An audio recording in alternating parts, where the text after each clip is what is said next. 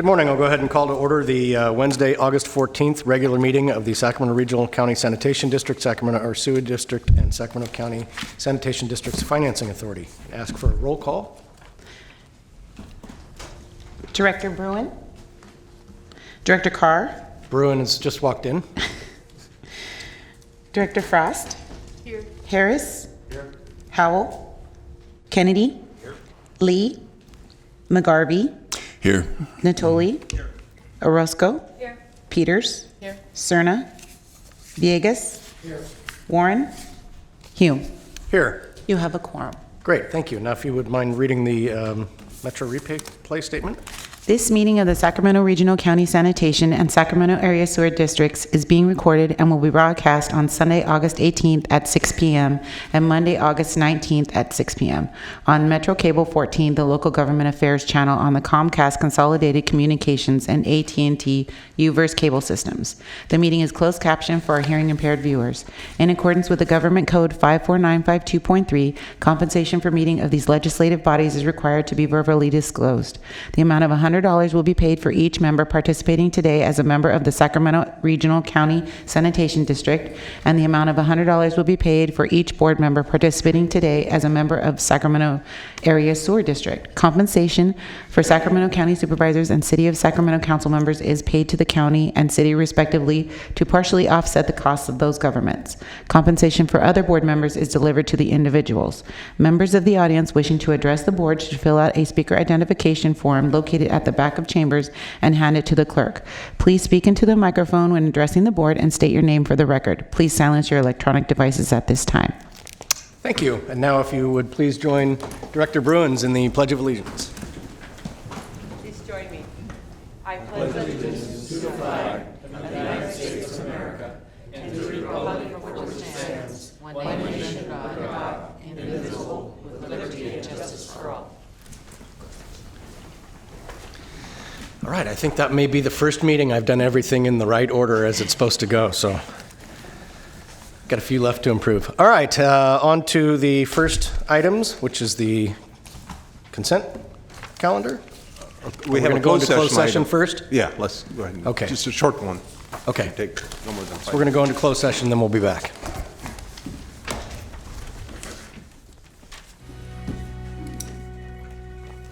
Prabhakar, is there anything to report out from that?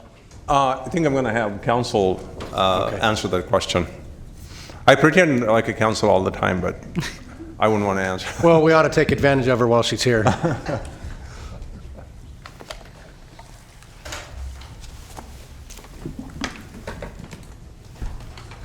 There was no final action taken, so nothing to report out. Okay, thank you. In that case, we will move on to the Regional County Sanitation District consent matters, items 1 through 8. I need to make one change for item 2. I just want to point that to you. In the letter that you have in your package, we had a wrong date for bid, and so I distributed a different paper that's in front of you. Instead of September 12th, the bid date is September 11th. That's the only change. Okay. Sure. Yeah, Director Natoli. Yeah, just while you were talking about item 2, so we're going out to bid on this, and I know I had a chance to visit the plant last week. There are a lot of trees there. Some are dead, but there's a lot of mature trees. And so, are you retaining mature trees that are in good health, or because this doesn't really give us any I'm going to idea. ask Brian is here. I'm going to ask Brian to come up and answer that question. Okay. Do we need to read the item? Item number 2, contract number 6009, approval to advertise for construction bids for the Franklin Sims Entry Landscape Project. Good morning, members of the board. My name is Brian Young, Natural Resource Supervisor for Regional San, project manager on this landscape project. Thank you. Yes, with regards to the trees, the ones that are coming out, and if you've been to the plant, and I know many of you guys took the tour recently, the only ones that are coming out are the ones that are in poor or declining health. It happens to be 51 hybrid poplars, fast-growing, short-lived trees that went in.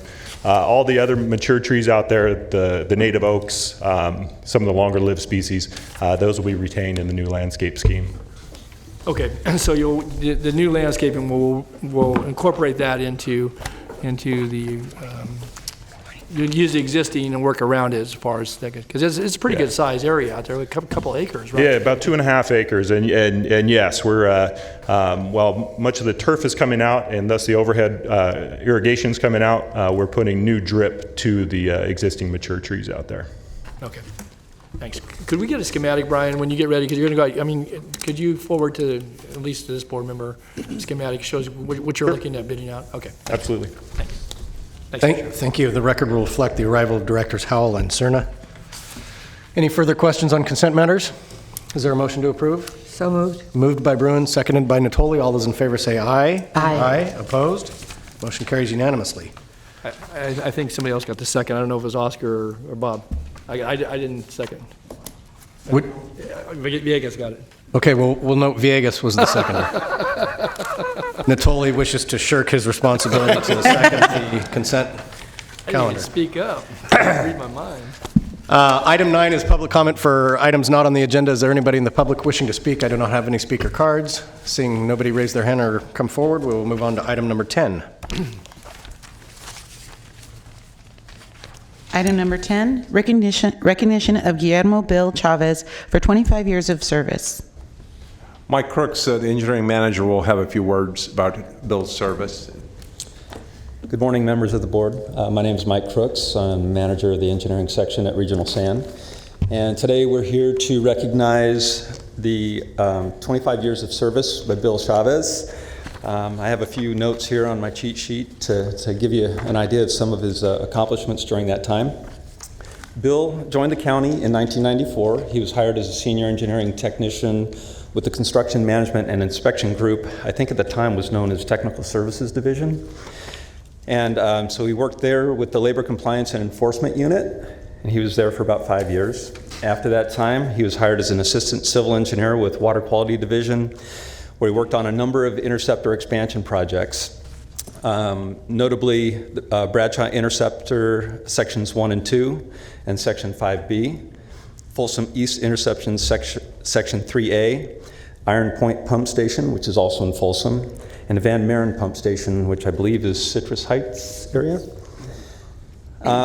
In 2006, Bill obtained his professional license as an engineer, civil engineer, and he was promoted to associate civil engineer. He continued his work on interceptor projects, notably the Upper Northwest Interceptor Section 9 and related Northeast Area Interceptor projects. After things slowed down, 2007 or 8 or so, Bill and the rest of the Interceptor Engineering Group joined the rest of the folks at the Sacramento Regional Wastewater Plant, the engineering group there. And so he's been there since then, working on numerous rehab projects, notably Digester 4, which is a rather challenging project. And he still focuses quite a bit on the interceptor side of things. He's carrying a few projects right now that'll involve the rehab and repair of various hydraulic structures associated with the Northeast Interceptor and the siphons that go underneath the American River. Bill's really passionate about his work, about his profession. He's a member of a number of professional organizations, namely American Society of Civil Engineers. And he also represents Regional Sand at the NorCal Pipe Users Group. He's also presented papers at various conferences over the course of his career. So today I'd like to thank Bill for his service, and we really appreciate everything that you do and congratulate you on a wonderful career.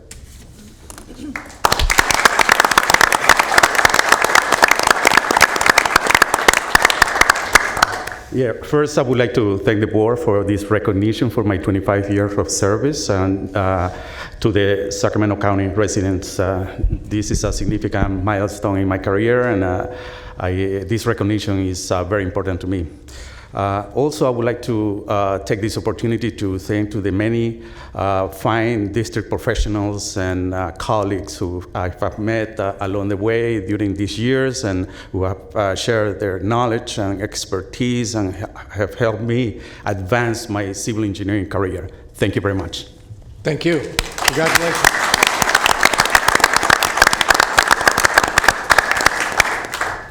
Great. On to item 11, please. Acting as your Sacramento Regional County Sanitation District separate matters. Item number 11, approve the South County Ag Program, principles related to recycled water pricing, program incentives, and groundwater accounting.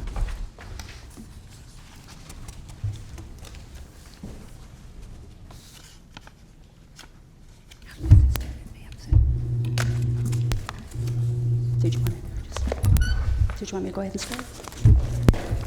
Good morning, board members. Good morning. Chair, my name is Terry Mitchell. I manage the district's legislative and regulatory affairs for both Regional SAN and SASD. And I'm here today to provide an update on the South County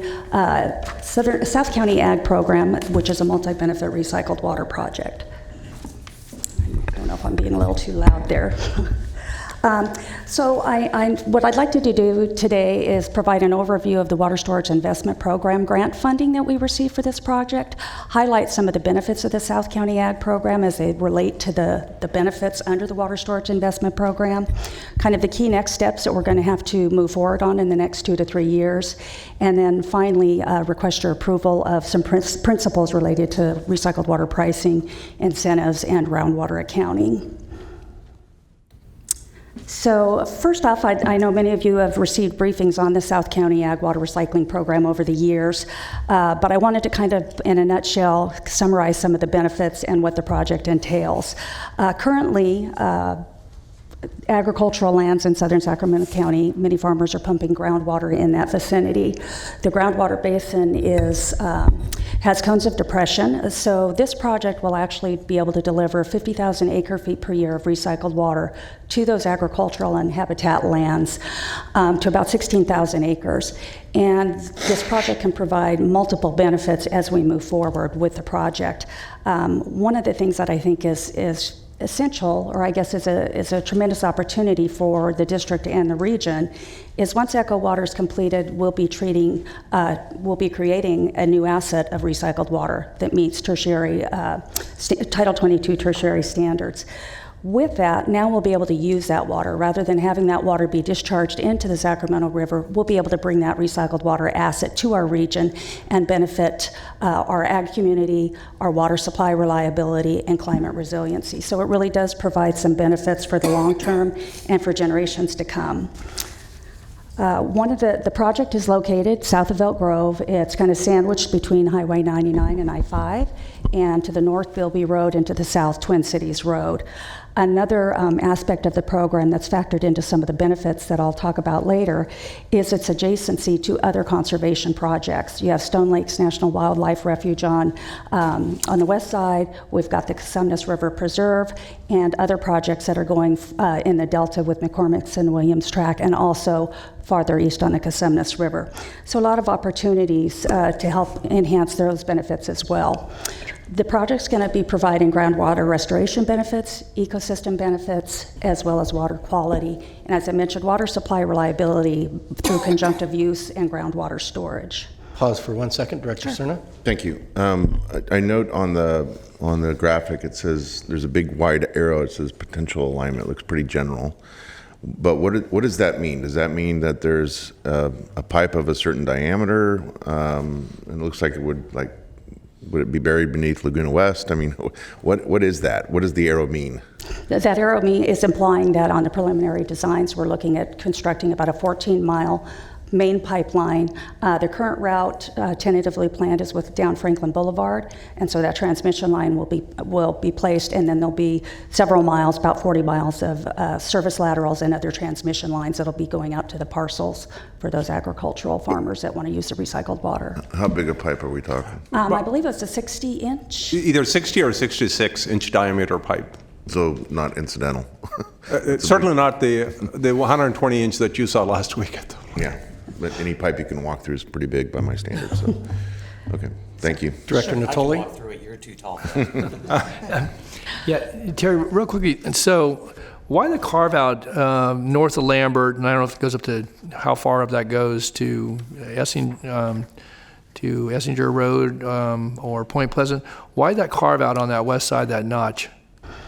I think some preliminary evaluations, we're looking at supply reliability in those areas, but as we're working with the farming community, we're actually looking at some additional areas that may be able to be incorporated. Well, because you've got into dairies in that area, you've got areas that are irrigated pasture, and certainly, your first photo showed obviously hay. Seemed to me that you ought to have more squared off boundaries. I know that ultimately when you do agreements, it may not reflect everybody in that area, but seemed to me that if you're going to be proximate, particularly if you're going to come down Franklin Boulevard, and then somehow you're going to notch over and come back around and circulate, make that kind of L shape to serve area in Twin Cities, it would seem to me that we want to look at that area and have some kind of a logical boundary, again, recognizing that landforms and railroads and roads don't necessarily conform to property ownership or interest. But I was just curious because that notch out there seemed a little bit odd to me. Yeah, and in fact, since you mentioned that, we had a meeting with agricultural community a couple weeks ago with the Farm Bureau, and some of the residents along that Twin Cities Road came to that briefing to see if they would be able to participate in the program. So we are working with those entities to see if that will work. Some of those are on surface water, have surface water rights, so they may not want to participate in the program, but we are going to be reaching out to those, and that program area may adjust as we have. Okay, so these boundaries aren't fixed. No. So at one point, do you fix the boundaries, or are you always you're going to be flexible so that if you had a line in the general area, you could extend in future years? Or I don't mean the main line, but obviously you're going to have laterals and so forth to come off that main line. Yeah, I don't want to say that it's fixed in stone. I mean, we have to stay within parameters with our CEQA documentation, but there's some flexibility within a few miles here and there. Okay, so let me be clear. So your CEQA documentation, it excludes the area that's in yellow there, that's in that notch from Lambert Road north to, again, I don't know if that's Point Pleasant or where you're cutting off there, and that those are folks who are on groundwater there. Yeah, I'm checking with our consultants, and the CEQA documentation does not omit those areas. Okay, so we would have that flexibility. Okay, I want to be sure. Okay, yeah. Okay, thanks. Yeah, we wanted to create as much flexibility as we could on the project. Well, yeah, because you got farmers that are, you may have farmers that have land on either side of those roads, that might want to participate. Okay. To follow up on Director Cerna's question, how large is the current service pipe that gives the purple pipe service to the Laguna area? The city of Elk Grove? Mm-hmm. That's in the 16-inch diameter is what leaves our property. And then right at our property boundaries when the Sacramento County Water Agency takes over and delivers that water. It's a joint. So this would be an additional pipe, our pipe. Yeah, so the way this would work is actually it's a it's a good project. So today we're only supplying one of the two phases in Elk Grove. There's supposed to be another phase that needs to be brought on recycled water. Right. The water agency didn't have the funding to do the connecting pipe, so they're kind of waiting for funding part of it. But what this pipe does is it brings the water much closer to that area where they don't have to run much longer line to connect. So they're really enthused about that. So that was going to be my next question is would we be able to tap into this pipe for future urban uses? This pipeline is sized to carry that water as well. Excellent. The phase 2 will grow water as well as all the 50,000 acre feet that's going south to this area. And I'm getting kind of into the weeds on questions here, but would it be able to carry more than the 50,000 acre feet per year at the... You mean more than 50,000 acre feet? Yeah. So the area used is much higher than 50,000 acre feet a year. Sure. So we're not supplying 100% of the water. We are only supplying probably in a peak, maybe 2/3. We still want the farmers to be able to use their wells to supply that water. Now, we also have to look at our permit. So right now we submitted a permit to the state. Our water goes to the river. For us to be able to deliver this water, the state has to allow us to do that. There's a lot of negotiations that we ended up doing with the Southern California water users and whatnot to get to the agreement to have this 50,000 acre feet. Essentially, we're on the verge of getting that permit now. If we want to do more, we've got to go and ask for additional supply. But the issue is we don't have a lot more left at the plant. Especially with all the restrictions in the water use and everybody's more mindful of the conservation and whatnot. In summer months, we only have roughly 90 MGD in the low part, 90 to 100 million gallons a day. So that too, we're delivering this sometimes not around the clock. So we have peaks and valleys that we have to use it based on the farmers' needs and also based on our water availability. At this point, there's not a whole lot of left, wise. But to answer your question, in the future, if we have more water available, and if we can prove to the state that we can do it without impacting, the downstream users, then we would be able to. Which means you're going to have to put more storage tanks in locally so that we can, kind of pump it, keep it there, and then operate it when it's necessary. But it can be done in the future. And so from the state permit standpoint, are they looking at the amount of discharge and that we have to maintain that amount, or are they looking at the amount that can be reclaimed or diverted and then capping that amount? It's kind of one and the same, because right now its assumption is that much of our water goes into the river. We only have 5 MGD that we can take off for the part of the Elk Grove that we currently supply to. So the assumption now is with this project, we're going to have sometimes of the day, we're going to have roughly 70–80% of the water not in the river. Yeah. It's going this direction. So that's how we have to run the analysis, what the impacts are to the downstream users. And so that's what the permit is based on. They give us a monthly limits, in terms of how much, we have weekly limits, kind of on a running average, because we have to assume certain downtime and whatnot. So that's how the permit is given to us. Or at least that's what we expect the permit to be telling us. I think to bring it back, to answer your question, right now we don't have a whole lot more to actually even if we want to. But that's right now. We're adding new connections every day. So theoretically, if the discharge that we put into the river now were to be considered a baseline, then all new connections are potentially additional divertible water. Additional that we could petition to divert water in the future. Okay. I'd like to see us move towards that mindset, and the idea or the thinking in my mind is that we get to sort of a net zero groundwater use, to where we're diverting back the amount of groundwater that we're pulling out of our region rather than essentially giving that water away to other regions. You will hear later on, this project actually will do a lot of positive things to the groundwater area. So you'll hear later on the presentation. Yep. Good. Thank you. Great. Oh, Director Howell. This is something that we've been talking about for most of the 20 years that I've been on and off this board, and I'm thrilled that it looks like we got the state to agree to this at all, for them to let us take an ounce of that water. I'm frankly very, very pleasantly surprised. But just to give a little bit of context here, the 50,000 acre feet, it's basically, it has to do with how efficiently the pipeline functions. So we're not going to build a mile diameter pipeline, because then the pipe doesn't function properly. Sure. But having said that, the 50,000 acre feet is approximately the entire water allocation for the city of Folsom on an annual basis. So that's providing water for nearly 80,000 people. So this is not insignificant. This is a huge, huge accomplishment. I agree. So, but it can be grown. Thrilled Director about Peters, this. Do you have a question? Okay. Thank you. So, did you have? Go. So continuing on, I wanted to give the board kind of an update and some background on the Water Storage Investment Program funding.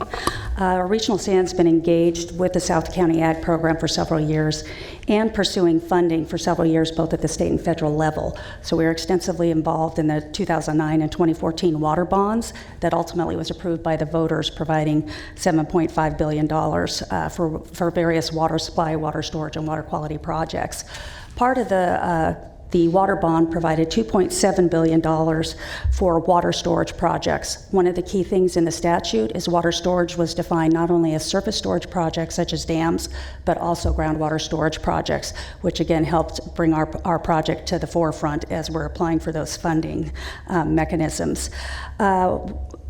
The California Water Commission has been the agency that's been tasked with implementing the Water Storage Investment Program. They developed regulatory guidelines for the grant application process, as well as a 450-page technical guidance document to prepare our application. We've been engaged throughout that process and then move forward with the grant application itself. One of the things that I think is important for folks to know about the Water Storage Investment Program, or WSIP program, is in the statute, it only allowed the funding for the value of the public benefits of a given project. And the statute narrowly defined what those public benefits would be. It would be ecosystem benefits, water quality benefits, recreation benefits, emergency response, or flood control. Water supply was not a benefit that could be counted towards receiving this funding. So that's an important element as I go through some of the benefits that we were able to quantify to receive the $280 million grant that we did, $280.5 million. I might also add that through this process, it was a very competitive process. 11 applications were submitted, which is a fairly small amount, so you know it was a very rigorous process to try and compete for that. It was narrowed down to 8 projects, and the South County Ag Program scored second overall. And we had no opposition with our project. And so that's one thing I want to also highlight is relationships are so important, and I know you all are aware of that as well, but it's really been the key to the South County Ag Program success. We've been working and building partnerships for the last 8 years or so with our environmental interests, such as the Nature Conservancy, Environmental Defense Fund, Sierra Club, a host of those are up here on the slide, as well as the environmental justice community, our landowners and agricultural users, the Farm Bureau, and water supply interests. We were able to use this support, providing support letters through the grant process. Many of them attended the hearings along with Supervisor Director Natoli, supporting the program, and we actually, on some of the presentations with the Water Commission, we had the Environmental Defense Fund co-presenting with me to show their support of the project. And I think that really paid dividends in the end. As I mentioned, we had no opposition to our project, whereas many of the other applicants did. So how will all these public benefits be achieved that get us to that $280.5 million that we were awarded? The groundwater restoration benefits are really the key to this project. It's the foundation that actually creates all of the other public benefits that we had to quantify and monetize. We've done some extensive modeling, and the process that we had to go through for the WSIP application was fairly rigorous to be able to identify what these benefits would be. So from a groundwater restoration standpoint, we're looking at restoring groundwater levels by 35 feet within 15 years, which is really a short period of time to see that magnitude of increase in groundwater elevations. As I mentioned earlier, this basin has some cones of depression from overpumping, so this project will help increase those groundwater levels. It'll also improve stream flows in the Casumnas River, which typically runs dry both in the summer and fall, increases groundwater storage by 245,000 acre feet in 10 years. And within 20 to 25 years, we're looking at 450,000 acre feet being stored in this underground reservoir that's half the size of Folsom Lake. So as Carrie mentioned, it's a substantial amount of water that we're going to be bringing back to the region and to the environment. So as I mentioned, that the groundwater elevation increases are key to these other benefits. Essentially, as we went through our analysis, the public benefits that we focused on were ecosystem and water quality. As a result of those groundwater levels increasing, we're creating 3,500 acres of additional sandhill crane habitat, an additional 500 acres of vernal pool habitat, providing a longer migration window for fall run Chinook salmon in the Casumnas River, improving around 5,000 acres for wetlands and riparian forests, and also improving water quality by removing around salt loadings from the Sacramento River. So again, those groundwater benefits translate into the $280.5 million for those ecosystem benefits. Director Peters? Just back up there for a second. Sure. You said 95 tons per day of salt loading? Is that 95 tons of salt, or I guess I'm unfamiliar with maybe the terminology? It is that salt loading. In the scheme of things, it's a rather small amount in the Sacramento River, but it can result in taking that loading out of the river. Okay, so how much is that much? In the Sacramento River itself, it wouldn't be more than, 10% difference, 5 to 10% difference. Okay. It's very, I think that's a little misleading term. it's very small, but we were able to. The industry term, but. Yeah, the mass-wise, it sounds a lot, but, in terms of the entire water body reduction, it's not. Right. And again, quantifying that, we were allocated an additional $47 million out of the 200, within that 280 for that water quality benefit.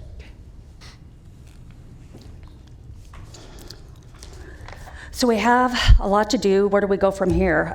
We have some key next steps that have to be accomplished within the next 2 to 3 years. Obviously, the ongoing collaboration with our partners is imperative.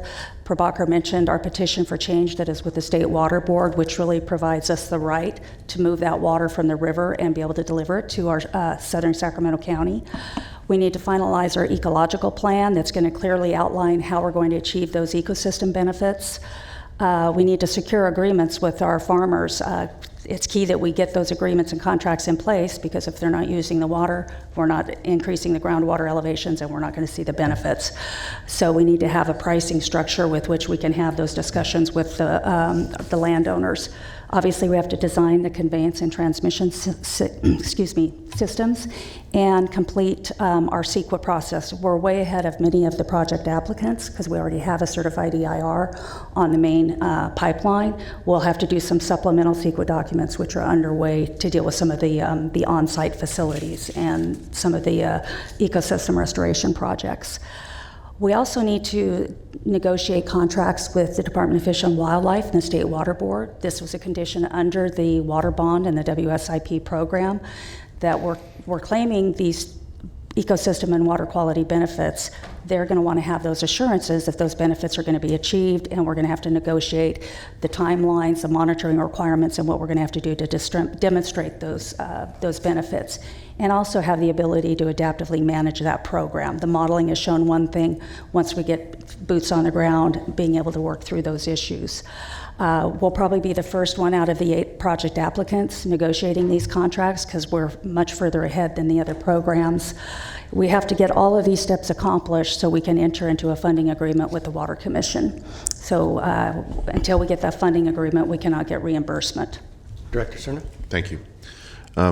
Is there any requirement that we indemnify the district in terms of we're going to be putting our tertiary treated water back into the ground, correct? Not into the ground, but where it'd be used for irrigation. Okay. Well, even then, do we have to have some type of insurance coverage in the event that there might be some accident and we actually release water that gets applied that didn't reach a certain level of treatment? So there are regulatory requirements that we have to meet. There's already regional board and the state board. They have regulatory constraints that we have to follow. Mm-hmm. And I don't know, because this is done in many other parts of the state already in a large. I don't know if there are any insurance requirements, but we'll explore that. The water is tested before it leaves property, though, yeah? Yeah. And it is kind of along the same questioning when you are doing these agreements with farmers. Can this water be used for food crops or only for science? Oh, it can be used for food crops. Okay. For food crops. Because we're treating, remember, with the Eco Water project, we're taking it up to a tertiary level, yeah, which can be used for full contact. You can spray on tomatoes, you can do contact food crops. Great. It's good for it. Thank you. Patrick? Yeah. Director Howe. Sorry. Just on that subject, I think it's important for people to understand that in other parts of the country, many other parts of the country, that water from wastewater plants, not tertiary treated, is sprayed out in fields, and that basically it's the earth that filters it to get it back down into the groundwater. So this tertiary treated water in most societies would be higher quality than potable. So there's not going to be any contamination of existing groundwater supplies with water that's cleaner than those original supplies are in the first place. I'm going back onto the food side. Monterey Valley, Salinas Valley, all the lettuce, strawberries, good chunk of them are grown with recycled water today. And they've been for a long time. Director Peters. Carmichael Water District has tertiary treated water, and it's the best I've tasted in the area. I mean, it goes right into homes. So looking forward on some of those next steps, one of the key things we need to move forward is, as I mentioned earlier, working with the landowners to secure some agreements with them to receive this recycled water. We need to secure those letters of intent and get into the contract negotiations. Having meetings with several of the agricultural users in the area over the last several months, including the Farm Bureau, there's a considerable interest in this project. Most of the ag community is very supportive of it. Now that they know the project is moving forward because the funding is there, they're eager to sign on. But before they do that, they need to understand what the price of that water is going to be. They're in business, and they need to work out the incentives there on how that's going to be presented to them in any type of contracts.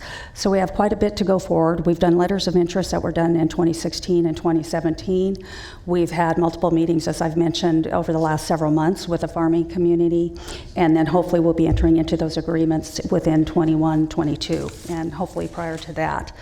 So one of the things that we're bringing towards for your board today is some principles, overarching principles that would be associated with the recycled pricing and incentive structure that we may be able to work with the farming community. Pricing is one of those. As I mentioned earlier, most of the farmers in that area are pumping groundwater, so their cost is basically the cost to pump that groundwater from an electricity standpoint and whatever they have to do to maintain those pumps to pump that water. So in order for us to be competitive, we need to price that recycled water at or below the cost to pump that groundwater. So we've been looking at some potential options, and I know in the document that we provided for you, some of those principles are looking at potentially 3 different zones. The higher zone, top end of the pricing would be about $30 per acre foot, and it would be dependent upon the individual farmer's depth to groundwater. So those wells that are deeper would pay a higher price, and those that were at a lower or a shorter depth to that, their water would be paying a lesser cost. The other item that is in the principles document is that there would be no charge for the capital costs. Essentially, this project's being paid for through the Water Storage Investment Program grant funding. So just kind of acknowledging that those capital costs would not have to be borne by the landowners or farmers. The other key concept is looking at incentives. We want to be able to entice farmers to sign on and sign on early. So could there be some incentives offered for early sign up, signing on to longer terms to receive that recycled water, and incentives if they're going to provide conservation easements or agricultural easements that will help on those ecosystem restoration benefits. There would also be some market-based incentives for some of those ecosystem improvements that would help the project achieve the goals that we've outlined for the WSIP funding. There's opportunities to manage grazing activities for vernal pool habitat benefits, providing fencing and weed management for riparian wetland protection, and restoring riparian corridors. And the WSIP grant, we had built that funding into the grant application to help offer some of those incentives. The other principle is focusing on groundwater accounting. I think the whole premise of this program is to focus on local benefits first, protecting our working farms and habitat lands, helping achieve sustainability with the Sustainable Groundwater Management Act that will have specific requirements for this groundwater basin, and this project will directly help in that arena. But once we've met those sustainable targets of the groundwater elevations, there are going to be opportunities to be able to use that water during times of drought. And so being able to have that conjunctive use element is an important one. So those are some issues that we're going to work in a collaborative fashion with a variety of stakeholders. Director Natoli?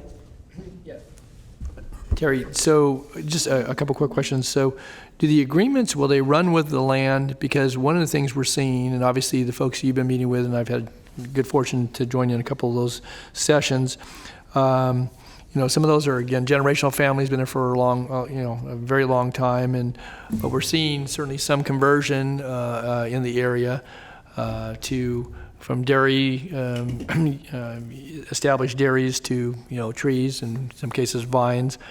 So I guess I'm curious though about the agreement. So if you enter into agreement with me today, but I sell the land to another farmer tomorrow, and maybe they want to look at a different cropping pattern. That agreement, though, runs. So when you get that commitment, it's not a matter, particularly if it's a longer-term agreement, so it's going to be assigned to the land, the obligations that go with that, and any of the incentives that go with that obviously stay with the land, not so much with the ownership of the land. That's the intent, to stay with the land. And obviously, conservation easements largely stay with the land when they're entered into. Right, conservation, but I'm talking again, about the even the farming, agreements, yeah. the intent is to stay with the land. Otherwise, we don't have certainty. Right. The whole idea of incentivizing either through reduced per acre foot price or upfront incentives is to make sure that the water is used. Okay. And the benefits are realized. Right. And certainly in the county, along with a couple of other entities, we've adopted a habitat conservation plan, and obviously it has areas within the area covered by the South County Water Ag Project, Ag Water Project. And so it would seem to me that there may want to be some coordination because as lands potentially come into the conservation plan with easements, that assignments of water and or the ability to deliver water for, in a lot of cases, the areas are needed for forage for Swenson hawk, but maybe other other species as well. Certainly, the wetlands that obviously are closer to the refuge. So that seems to be something we want to closely coordinate on because, again, I know there are lands that are already in preserves that might be interested, but as those come on, I think we have another entity that's represented by folks here on this body in a number of cases. Seem to me we want to coordinate there because that may be the opportunity to actually get an agreement when those lands would come into under the Habitat Conservation Plan. Also, I want to note that we've had a couple of discussions and workshops at the Board of Supervisors as it relates to our ag policy for ag preservation and preservation of ag lands, and we're still continuing to talk with farmers and ranchers on the concepts behind that about mitigation for loss of agricultural land. But it would seem to me there might be an opportunity, again, with that program and what we've yet to develop as a regards to the implementation of that, at least in its entirety, and still, for discussion before our board, obviously in public hearing settings. But I would just suggest that those may be opportunities to capture other processes that are certainly related and certainly would pertain to this area of the county as well, and I think for lots of good reasons. And so I know, Terry, you've tracked some of that, and obviously you've got some good partners here in the audience that have worked with you on the plan, but I would just encourage you because I think that's... Yeah, all you have mentioned, yeah. we have on our radar. We'll be working closely. I see all of them are going to be key partners as we proceed on this. All right, thanks. Thanks, Mr. Chair. Director Frost. On the groundwater restoration benefits, during the last drought, there were a lot of areas that had subsidence. Did we have a lot of subsidence in the South County area? And it was my understanding that once you do, you can't replenish the groundwater to what it was initially. And so it was talking about it'll raise it up 35 feet within 15 years. Does this bring us whole, or do we know what percentage of a difference it makes? And could this potentially, something like this potentially help like the Central Valley that had so much subsidence? Yeah, I don't know if we have any direct knowledge of the subsidence in this area. The water has been down for some time or is continuing to be down. We don't have a good knowledge whether the subsidence is, I'm going to look back to the... Yeah, I agree. We don't have any knowledge of any subsidence specifically in this area, Elk Grove and Galt. Yeah, much of the subsidence, as you pointed out, in the Central Valley, it's a huge subsidence, and it's not coming back. They're not going to be able to restore the groundwater levels to the way they used to be. Even if they did, not everything is going to come back. So we don't know the effect, if any, that it'll have when we raise the 35 feet of groundwater in our area where we're focusing. We don't know that because we don't know if it's even a problem at this point. All we know is that the groundwater is being drawn because of the agricultural use, and we're trying to bring it back. And I was curious to know, is this competitive with the are all the water storage projects competing against each other, or are there different categories of funding? I can't remember, that was so long ago. Yes, so the water, out of the $2.7 billion that was available, there were 8 projects that were awarded funding, and so some of them were water supply, like Sites Reservoir, Pacheco Pass Reservoir, Las Vaqueras, and then our project from a groundwater storage capability. So at that point, I think everybody was competing for those funding dollars, and there may be other opportunities for future funding as well. And let's not forget the sites. Sites is one of the biggest beneficiaries. Right. Almost $1 billion. But this was competitive, so we Yeah, it is won competitive. this money. There were others that competed Oh, yeah. for this money. Oh, Yes. good job. And we were very fortunate in that this is a conjunctive use project. Part of the Water Storage Investment Program funding, you would get 50% of the value of those public benefits that your project had. Because we had a conjunctive use, we were able to get 100% of the project funding. So it was quite fortunate for us that we were able to demonstrate the conjunctive use aspects. Director Villegas. Mr. Chair, so a couple things. One, it would seem to me that if we're in fact going to try to promote this as a good public benefit, certainly to the ratepayers who are ultimately responsible for the costs associated with all the things that we're doing, we might consider groundwater monitoring wells, which gives us exactly what we need to determine whether or not in 15 years we get to 35. It's not complicated. I mean, the subsidence issues are happening not just in the Central Valley, but in the North Valley. Yolo County is now experiencing it. It's happening all around us. So if we want to be more accurate about whether or not we're being successful, we can, use groundwater monitoring wells. Oh, there will be monitoring wells as part of this project. Okay, so there are some already, but there are going to be many more as part of this project. So that'll be a good way to determine whether or not, as a key indicator, we're being successful on many fronts. Right. The other question that I have, though, is the idea of trying to predict what the environment would look like 10, 15, 20, 25 years from now is almost impossible. We can't even determine or predict how complicated ag is year to year, let alone 15 years out. So I just wondered if in the process of determining what these agreements might look like, if there is a requirement, and I don't know if you could, to ensure that it's actually going to be used for farming, right? Because farmers are only going to do it if it makes sense for them, if it makes financial sense for them to be able to do it. And oftentimes, for reasons we can't control, they're fallowing lands maybe a couple years back to back, depending on what their product looks like and what the market conditions are, because the market conditions are constantly fluctuating. So I just wonder, in the event that they literally cannot farm, is there language, or are you intending to have language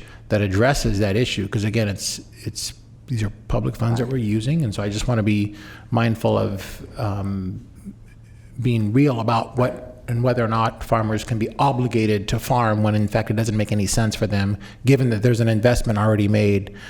With water, that's really not going to be guaranteed. As much as we want to say we want to guarantee the 50,000 CFS, the reality is there are forces that are coming upon us very quickly in legislative form. Heaven forbid we hit another 5-year drought, where the reality is the usage is going to be reduced, which means the throughput through the plant is going to be reduced, which means the output for purple pipe recycled water is going to be reduced potentially. And so it's complicated. I mean, it's not going to be a very simple thing to agree to. So I suspect there's going to have to be language in there that accommodates all of the different things that could occur in the next few years that we can't predict. And so as much as what I think the devil's in the details, when we started this project 20 years ago, the idea of using recycled water and whether or not legally we were even entitled to, we've had to go through that fight. We're now at the point where the devil's in the details and we're trying to work through those details, and it's complicated. And so I just want to make sure that we get the opportunity as a board to see what those agreements look like, because there are going to be challenges on both sides to ensure the actual intent of what this was designed for is met, because the farming industry is changing by the moment. Go ahead. Most definitely. one of the aspects is working with the farmers, trying to understand what we're going to have to incorporate into those agreements. But the other thing that we're designing into the program is being able to have agreements with multiple entities. For that reason, a farmer may fallow the land, they may do a different crop, they may want to do wintertime irrigation. So as we're looking at all the different agricultural lands out there, is trying to prioritize and being able to maximize the use of that recycled water, but also have the flexibility. So if one farmer 1 year may not be able to take their demand of recycled water, do we have another farmer that can and tap into that? So having a broad portfolio. But it does the devil is in the details and trying to look at how can we orchestrate that because we need to ensure that we're achieving those public benefits as well. Like you pointed, it's very complicated, but I think the one good thing is we're not supplying 100% of the water to the farms. So there's a percentage that they have to supply themselves. So like she said, if you have one farm that's completely dropped off, then you have other farmers we can say, okay, now we can supply to you. But you don't have to use your groundwater wells. More is available to you. So there gives us a little bit of flexibility. Director Harris.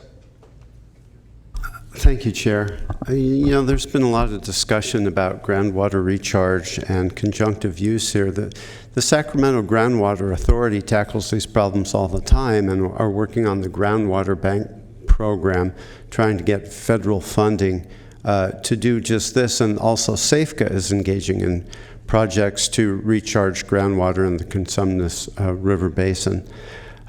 The discussions, I'm on the Groundwater Authority, and the discussions there are that the geology of the North and the South Basins don't really lend themselves to subsidence, and we haven't experienced those problems thus far. So groundwater recharge and banking is definitely within our reach. I would suggest that Regional SAN collaborate with Rob Swartz at the Groundwater Authority because these programs really dovetail nicely. My last comment is, I sit on the Sites Reservoir Committee, and I would say you did very well at the Water Commission. And, it was a competitive process. And this project really stood out in terms of the water benefits that the Purple Pipe program offers the region. So, very good job, I would say, overall. Yeah, on our involvement, we already are funding, your board has approved to fund, to participate in that groundwater framework development that the Regional Water Authority is spearheading. So we're members, number one, we're members of the Regional Water Authority, and then we're also paying for that work. And we have been for the last 7+ years, we've been the main advocate of developing the groundwater framework, especially in the South Sacramento area. And now I think the forces are coming together, and we've always said we would commit our share of funding to make that a reality, which is important for us. And now it's ever more important with this project becoming a reality. Great. So it looks like you have one more slide to go, and then we can get to board comments and questions. Kept me on my toes today. Go ahead and get to the comments and questions. So for today, we're requesting board approval of the South County Ag pricing or principles that were related to recycled water pricing, program incentives, groundwater accounting, and also authorizing staff to begin negotiations with the landowners and farmers to get contracts secured. Those contracts would be brought back to your board, but we really need to start getting into those details, working with the farming community and putting pen to paper. Excellent. Thank you. I also want to add just one thing is, by approval today, by no means you're approving agreements with the farmers. It's just you're approving us to go negotiate.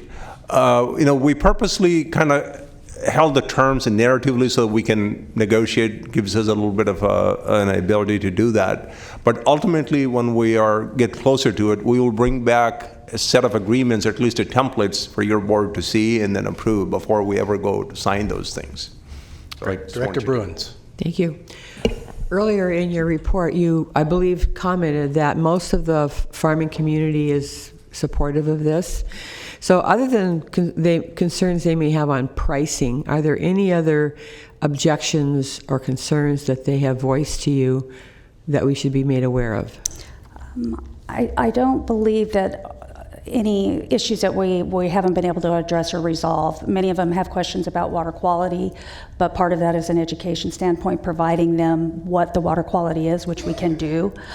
So that's been able to be dealt with, and as we talk with new farmers, again, re-educating and bringing that forward. And then also on the groundwater accounting, working with them to let them know that they are going to be at the table and be part of that partnership. So how any future withdrawals from that bank would be utilized and remain, in the region, having those benefits be local first. Okay, good, thank you. Thanks. Director Harris. There we go. Mr. Chair, I'd like to move the staff recommendation. No, I was going to move it enthusiastically and almost wanted to do a backflip. This is like the best thing, seriously, other than the regular treatment of wastewater, this is the best thing the district, in my opinion, has ever done. This is awesome. So that would be an enthusiastic second. So, in all seriousness, you can Google, there's images on the internet of Bill Gates drinking tertiary treated water. No, tertiary treated you're not supposed to, at least not in California. But you can. The point is, I wouldn't say that it is not as healthy, at least as healthy as what you find in Sacramento River. Yeah. But there needs to be an extra step, advanced treatment before you're able to drink, which is happening in Southern California and in a couple of other parts in the nation. The one thing I wanted to also mention to you, which is not part of the presentation. You might ask, why is it that the regional SAN should, at least on operating expenses, essentially our ratepayers should fund this, even though we're getting a large chunk on the capital side?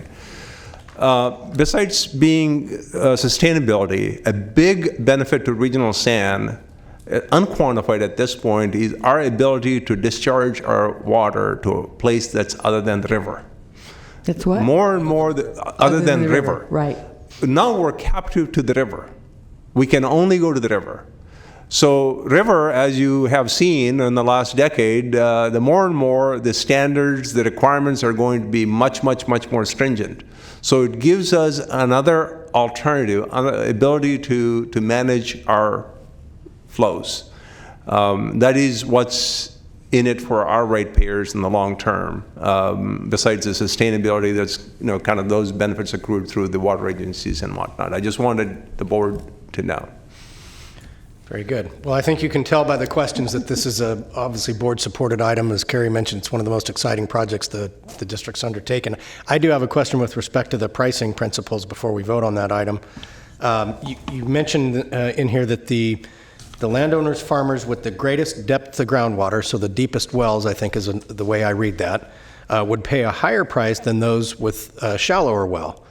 It would seem to me, in just sort of thinking about this, that from an incentive standpoint, you would want those deep well users to come offline rather than the shallow well users. Is my thinking clouded on that? Or The deeper well users have the ability to stay on groundwater much longer than anybody else. So, because they have deeper wells and yeah. I don't know if that was really factored into. I'm sorry. Oh, go ahead. Dave Richardson with Woodard and Curran, supporting Terry on the Administrative Program Management Office. So that the idea is the depth to the groundwater, not the depth of the well. So what we want to do is make sure that there's probably 3 zones. The shallowest zone would be the lowest price. For those that are pumping water, say down 50 feet, they might pay the $30, whereas someone at 25 feet would pay $15 per acre foot. So the idea is we want to make sure the water is priced competitively so that the farmers want to use it, and the benefit will be to the entire groundwater basin as they back off the groundwater pumping. Okay, so not to belabor this issue, but if we are basing it off of the cost for them to provide their own water, isn't it more expensive to use the electricity to draw water up farther than it is to draw water up from a shallower depth? Right. So in order to induce the ones that are pumping the least distance, down by Twin Cities Road, the groundwater is much higher. So in order to induce them to use it, we need the price to be a little bit cheaper. I see. So you're trying to build in the incentive for the guys that are using the short straws. Yep, you got it. Okay. Thanks. All right, thank you. Any other questions? All right, I have an enthusiastic motion and an enthusiastic second. How many enthusiastic ayes do I have? Aye. Any noes? No enthusiastic noes. Thank you. I even noted Director Peters had her hands up too with things, so very enthusiastic hands up. So. Hallelujah. That was applause for the hearing impaired in the crowd. Okay, on to item 12, I believe. Sacramento, acting as your Sacramento Regional County Sanitation District and Sacramento Area Sewer District, District Consent Matters, items 12 through 15. Any questions on the consent calendar, or is there a motion? I move. Motion from Director Howell. Second. Second from Director McGarvey. All those in favor say aye. Aye. Aye. Opposed? Motion carries. Item number 16, acting as your Sacramento Regional County Sanitation District and Sacramento Area Sewer District, District Separate Matters, verbal update, septic to sewer evaluation program. Thank you. Good morning, Chair and Board members. I'm Christoph Dobson. Dave Achanachek was going to do this presentation, but he's sick today, so I will summarize what he was going to say, give you a little bit of background, and then really it's a bit of an open conversation. If you have questions during this, feel free to jump in. We're talking about conversion of septics to onto the sewer system. We have this program set up through the Confluence Regional Partnership Program. And as you may know, that uses the non-rate, non-fee funds. And so one of the elements is to fund these septic conversions. There's a couple of different types. There are individuals who come in and want to connect to the sewer, but there's also some communities out there that are more of a large-scale project that we're looking at converting over to the sewer system. One of the first ones that we've done is the town of Freeport, and that project is underway. It's under construction and should be wrapped up later this fall. What we're doing essentially is taking some of our own Confluence funding, but we're really trying to leverage that with a state grant funding. So the state programs, the Small Communities Grant Program, is really providing a bulk of the funding for that Freeport project. It also has to do with the income levels, and the lower income levels, we can get a higher degree of funding. So that project's been able to go forward really, at least for the residents, with no cost to the residents. So, and the thing about these septic tank conversion projects is if you don't bring a lot of funding, they really just won't go. It's very rare that a community or even an individual can afford the costs that it takes. It's just that there's a lot of infrastructure that you need to build. So, so that grant funding is really important. We have 5 other communities out there that we're actively looking at: Hood, Franklin, a couple in the Florin area. Old Florin Town is one of the names, and then Orange Park Cove is the other, and then Linda Manor is the 5th one. I think that covers them.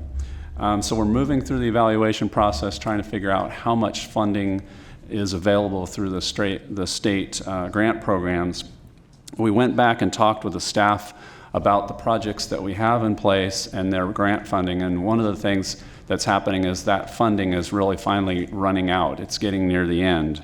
So in our discussions with them, we found really that the 2 projects that have the, I would say, that are prioritized in the state's mind, and those are the folks that are doling out the grants, are the Linda Manor project and the Old Florin Town are the 2 that kind of rose to the top.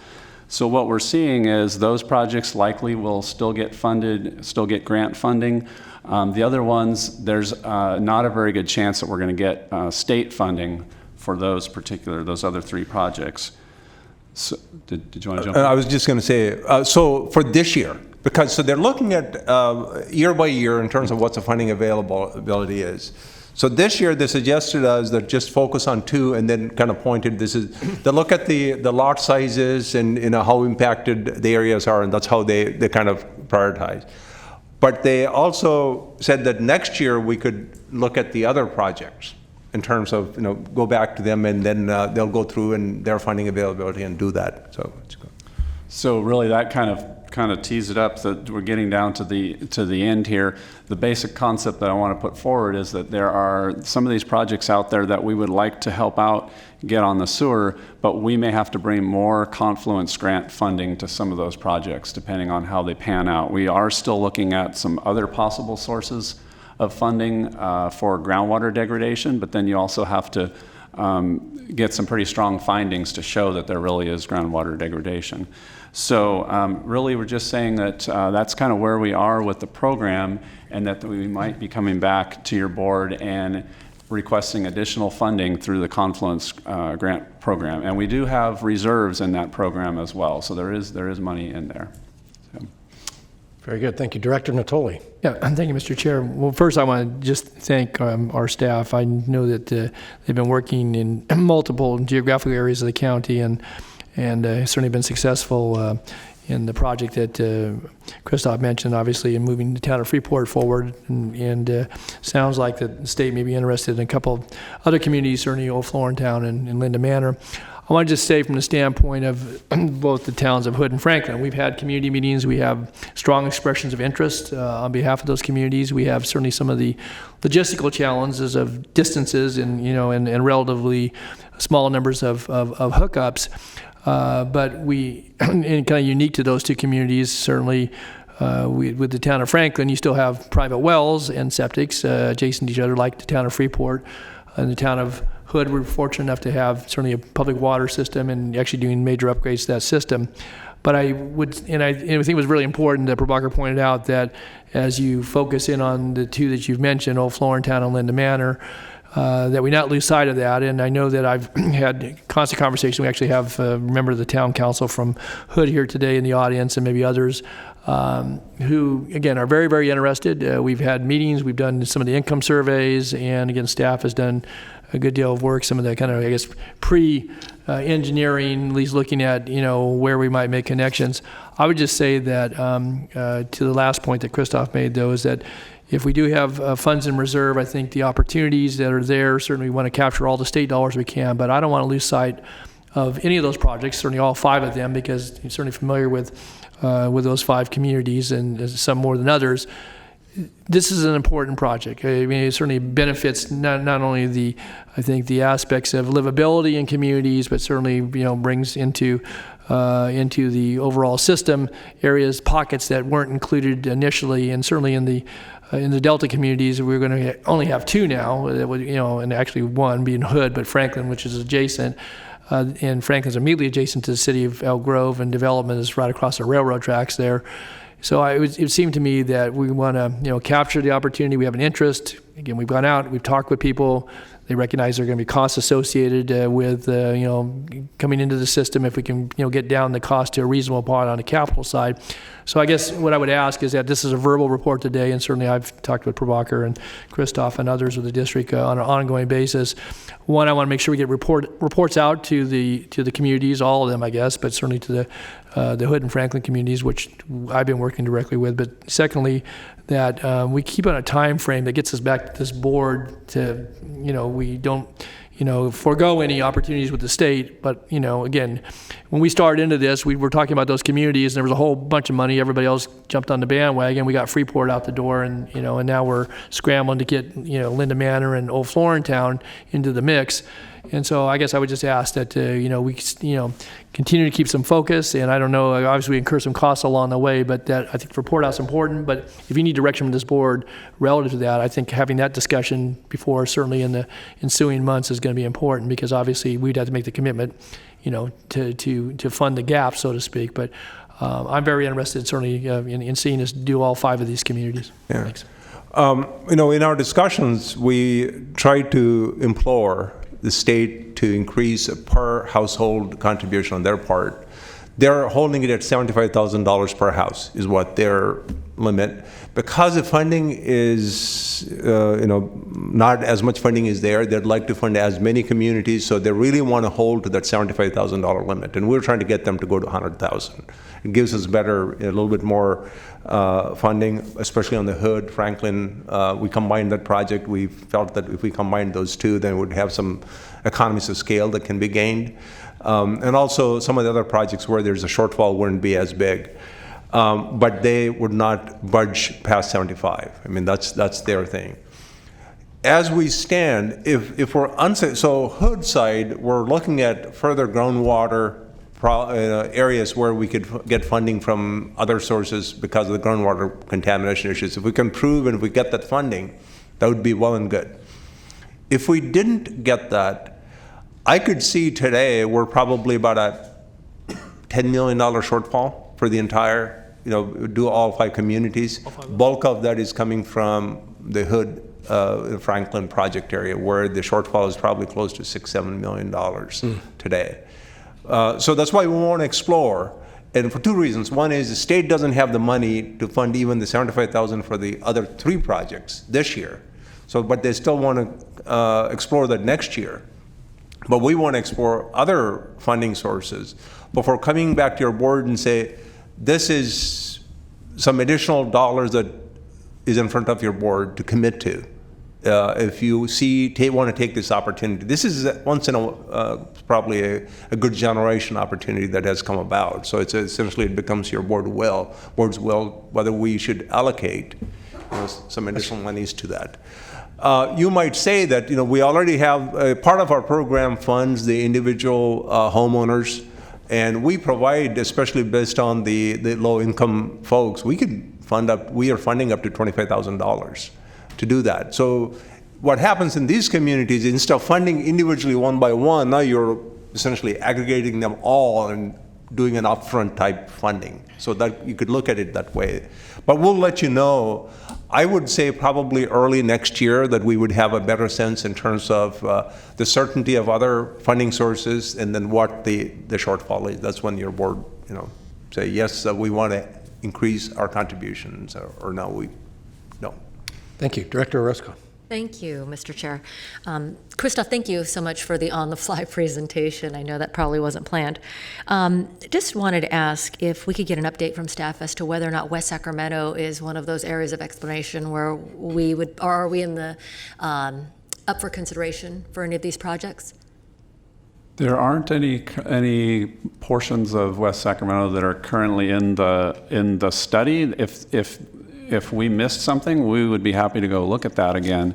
We just didn't identify. We did a broad look at our entire service area, and we're looking for larger areas that were not sewered.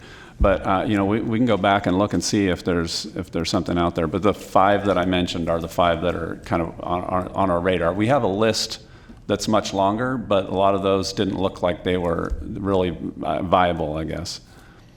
But that's still an area that would be considered and being explored, correct? Absolutely, yeah. If there's an area that we can find that meets that essentially it looks like there's a large enough group and they're on septic, then we would certainly look at it. Thank you. Yeah. Thank you. Director Bruins. Hi, thank you. I think you partially answered my question, but my concern is for those individuals that aren't part of the study group, but they're out there within the district. What funding might be available on a one-by-one basis in addition to the up to $25,000 that we provide or could provide? Is there any funding program available to that individual who doesn't fall within a larger scope? So just what we're trying to do is fund so if you look at the community project versus the individual project, Yep. We're trying to fund roughly the same amount as Regional SAN and SASD, Right. but the benefit of the community project is that you have the grant funding coming in from the Right, state. I get that. So, yeah. That's what we're currently doing. The one good thing is that usually the projects like those they tend to be cheaper because they're not out away from the sewer system. So there's usually a sewer system nearby and they've got to connect to it. But you're right, there is a potential for there being a shortfall, and I'm not aware of any other programs that are addressing that gap. We do have, besides the grant, we also have a loan program. That's right. So they can take a very low interest loan for the portion that they're not eligible for grant. Okay. And so far, we haven't, either because, we try to educate folks and we haven't really turned anybody down yet. Yeah. Well, there are some people out there that are on septic and they're fine with it. You know, they don't have an urgent need, but I'm just thinking in terms of those who may have an urgent need, but they're not part of a larger community that you're looking at through the funding program. So I think you've answered that question. It would basically all come within our district as far as granting and loaning. That's correct. Combination. Okay. Thank you. And those, Thank you. those that do, I was just going to say, those that do get the loans, that gets put on their sewer bill, so they just end up with it just adds to their sewer bills. It's fairly convenient. Thank you. Director Kennedy. Thank you, Chair. For those communities that we're looking at targeting that we've already met with, for example, as you know, Old Florentown in November of 2018. Yes, right around the election. Yes, I remember that's that why I remember. you had to leave right away. But have we reached out back to them just to give them some kind of, because I know that there's a lot of anxiety. We got their hopes up, and have we communicated with them the status of it? I don't know if the Old Florentown, we have done, after that, we've done some communications, but certainly we will again send, so after this board meeting, toward the end of this month, we're planning to send newsletters again. Okay. To sort of capture where we are and then what the next steps are. Thank you. And so when we do those letters, we would like to run them by your office first, your respective offices, so that you get to see those of you that are representing these communities, so that you had a chance to weigh in on before we send them out. Thank you very much. Thank you. Director Frost. Oh, that's really great, because as soon as you send the letter, we'll start getting calls, and that'll let us know how to respond. I wanted to thank you for all your work with Linda Manor. It's amazing how hard it is to give away money when people don't understand the amazing benefit, and you guys took time and came out several times, so I'm excited that there might be some possibilities there.